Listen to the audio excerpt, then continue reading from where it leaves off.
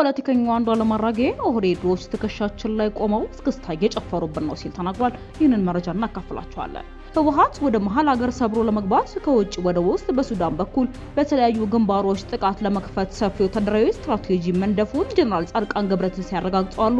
የጀነራል ጻድቃንን ጥብቅ ወታደራዊ መረጃንም አሁን እናካፍላችኋለን። የደቡብ አፍሪካ ጸረ ስደተኞች ቡድኖች ህገወጥ የተባሉ የውጭ ሀገር ዜጎች ከደቡብ አፍሪካ ለቀው እንዲወጡ ያስቀመጡት የሰኔ 30 ወይም ሰኔ 23 የጊዜ ገደብ ማብቃቱን ተከትሎ በተለያዩ የሀገሪቱ ከተሞች ከፍተኛ ውጥረት ነግሷል። የቮይስ ኦፍ ኢትዮጵያ ቤተሰቦች ሰብስክራይብ ማድረጋችሁን እያስታወስናችሁ በዝርዝር ወደምንመለከታቸው ጉዳዮች እናልፋለን።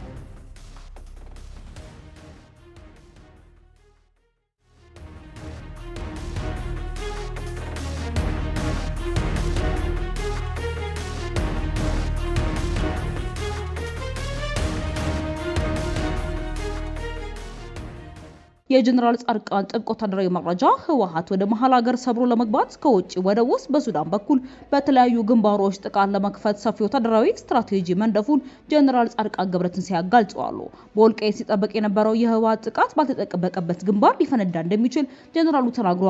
ጀነራሉ በህወሓት ወታደራዊ ዝግጅት ላይ በሰጡት ማብራሪያ በአፋርና አማራ አዋሳኝ አካባቢዎች ተደጋጋሚ ትንኮሳዎች የፈጸመው ህወሓት የትኩረት አቅጣጫውን ቀይሯል ብለዋል።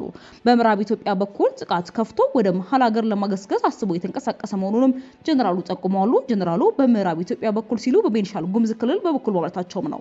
የህወሓት ጀነራሎች በአሁኑ ወቅት ሰፊ ወታደራዊ ስትራቴጂ ነድፈው የተንቀሳቀሱ መሆኑን የገለጹት ጀነራሉ በተለይም ከውጭ ወደ ውስጥ ለማጥቃት ተዘጋጅተዋልም ብለዋል። ለዚህም ሱዳንን እንደ ዋና ወታደራዊ መንቀሳቀሻ እየተጠቀሙ መሆኑንም ተጨባጭ መረጃዎችና እንቅስቃሴዎች መነገራቸውን ተናግረዋል። ሱዳን ውስጥ ለዓመታት የፈጀው አርሚ 70 እንደ ቀጠናዊ ሚዛን ማስጠበቂያ ለመጠቀምና ከውጭ ወደ ውስጥ ለማጥቃት ተጨማሪ ኃይል እያስገባው ነው ብለዋል። በቅርቡ አርሚ 13 ወደ ሱዳን መሻገሩን ያረጋገጡት ጀነራሉ ሌሎች ተጨማሪ አርሚዎችም ሊጨመሩ እንደሚችሉ ፍንጭ ሰጥተዋል። አርሚ 13 ወደ ሱዳን ለመሻገር ሲንቀሳቀስ መንገድ ላይ ሁለት ጊዜ በድሮን ጥቃት ቢመታም የተረፈው አርሚ 70 ተቀላቅሏል ብለዋል። ሽራሮ ላይ የተፈጸመው የድሮን ጥቃት በህወሓት ማረጋገጫ የተሰጠበት ቢሆንም ሱዳን ከገባው በኋላ ሸረሪና ተጨማሪ ድብደባ መፈጸሙንም ጀነራሉ ተናግረዋል። ህወሓት ወደ መሃል ሀገር ሰብሮ ለመግባት መርጦታል በተባለው ቤኒሻል ጉሙዝ በኩል አርሚ 70 ከሱዳን ጦር ጋር አሰልፎ መዋጋቱን ጀነራል ጻድቃን መረጃ እንዳላቸውም ተናግረዋል። አርሚ 70 ወደ ኩምሩክ ድረስ ዘልቆ በመግባት ውጊያ አድርጎ ተመቶ ወደ ኋላ መመለሱንም ጠቁመዋል። ህወሓት ተጨማሪ ኃይል ወደ ሱዳን ማስገባቱና አርሚ 70 ኩምሩክ ድንበር ድረስ መላኩ መንግስቱ ትኩረት ባልሰጠበትና ኃይል ባላሰማራበት አቅጣጫ ጥቃት ለመክፈት እየተዘጋጀ መሆኑንም የሚያመላክት ነው ብለዋል። ይሁን እንጂ ፌዴራል መንግስት በሁሉም ግንባሮች ኃይል አሰማርቶ በንቃት እየጠበቀ ነው ብለው እንደሚያስቡ ጀነራሉ ገልጸዋል። ከውጭ ወደ ውስጥ ለማጥቃት የተያዘው ወታደራዊ እቅድ ከህወሓት ጀርባ ያሉ ኃይሎች ቀጥተኛ ድጋፍ ለመስጠት እንዲያመቻቸው የተሰላ ነው ብለው እንደሚገምቱም ጠቁመው የህወሓት ጀርባ ተሰልፈው ለሚባሉት ግብጽ ሻቢያና የጀነራል አልቡርሃን ጦር ህወሓት ከሱዳን በኩል ካጠቃ ከጀርባቸው በቅርበት ሎጂስቲክስ ድጋፍ ለማድረግ እንደሚጠቀሙበትም ገልጸዋል። ምንም እንኳን የጥቃት ትኩረቱ ከውጭ ወደ ውስጥ ቢሆንም በተከዜ በኩል ወደ ወልቃይት ሰብሮ ለመግባት ሊሞክር እንደሚችልም ጀነራሉ ጠቁመዋል። ወልቃይት ላይ ከሱዳን ከተከዜም በኩል ጥቃት ሊከፈት እንደሚችልም ከዚህ ቀደም ሲገለጽ የነበረ ሲሆን መንግስትን በዚያው ግንባር ከፍተኛ ኃይል ማስተባርቷል። ኦህዴዶች ትከሻችን ላይ ቆመው እስከስታ እየጨፈሩበት ነው ሲሉ ፖለቲከኛው አንዷለም አራጌ ተናግረዋል። በንቁ ፖለቲካ ተሳትፏቸው የሚታወቁት ፖለቲከኛው አንዷለም አራጌ ከረጅም ጊዜ በኋላ ወደ አደባባይ ብቅ ብለው በወቅታዊ ጉዳዮች ላይ አስተያየቶቻቸውን ሰጥተዋል። ከሪፖርተር ጋር ቆይታ ያደረጉት ፖለቲከኛው በለውጡ ስለነበራቸው ተስፋ ከኢዜማ ራሳቸውን ስላገለሉበት ምክንያት እንዲሁም ስለ አሁናዊ የሀገሪቱ የፖለቲካ ሁኔታ ሰፊ ሀሳቦችን አንስተዋል። ለውጡ የመጣ ሰሞን ብዙዎቻችን የነጋ መስሎ ነበር ያሉ ሲሆን በዚያ ሰሞን ሀገር ፈንጠዝ እያለ ነበር። በዚያ ደረጃ ባይሆንም እኔ ተስፋ አደርግ ነበረ። ነገር ግን አንድ ሁለት ወራቶች ሲመለከት ነገሮች ከሀዲድ እየወጡ እንደሆነ የሚታይ ጀመር ብለዋል። እውነቱን ለመናገር ኦህዴዶች በዚህ ደረጃ ይወርዳሉ ብዬ አስቤም አላቅም። ምክንያቱም ተበድለናል፣ ተጨቁነናል። ኢህአዴግ ውስጥ እንደ በታቾች ስለሚታዩ ያንን የበታችነት ስሜት እነሱ ከላያቸው ላይ አውርደው እንደገና ሌሎች ላይ ይጭናሉ ብዬ አላስብኩም ነበር ብለዋል።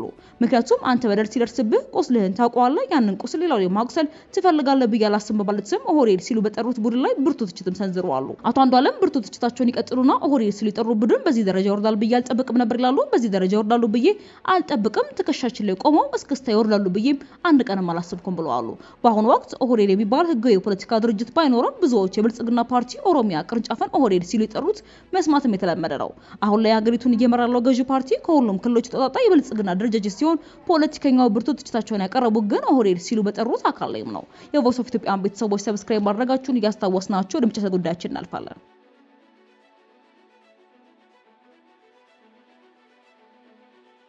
ቀነ ገደቡ መጠናቀቅ የወለደው ውጥረት በደቡብ አፍሪካ የደቡብ አፍሪካ ጸረ ስደተኞች ቡድኖች ህገወጥ የተባሉ የውጭ ሀገር ዜጎች ከደቡብ አፍሪካ ለቀው እንዲወጡ ያስቀመጡት ሰኔ 30 ወይንም ሰኔ 23 የጊዜ ገደብ ማውቃቱን ተከትሎ በተለያዩ የሀገሪቱ ከተሞች ከፍተኛ ውጥረት ነግሷል። የተቃውሞ ሰልፉ ወደ ከፋ ሁከትና ብጥብጥ ያመራል የሚለው ስጋት በሰፊው በማጃበቡ በሀገሪቱ ያሉ ሰራተኞች ወደ ስራ ከመሄድ ተቆጥበዋል፣ የንግድ ሱቆች ተዘግተዋል፣ እንዲሁም የህዝብ ትራንስፖርት አገልግሎቶች ተቋርጠዋል።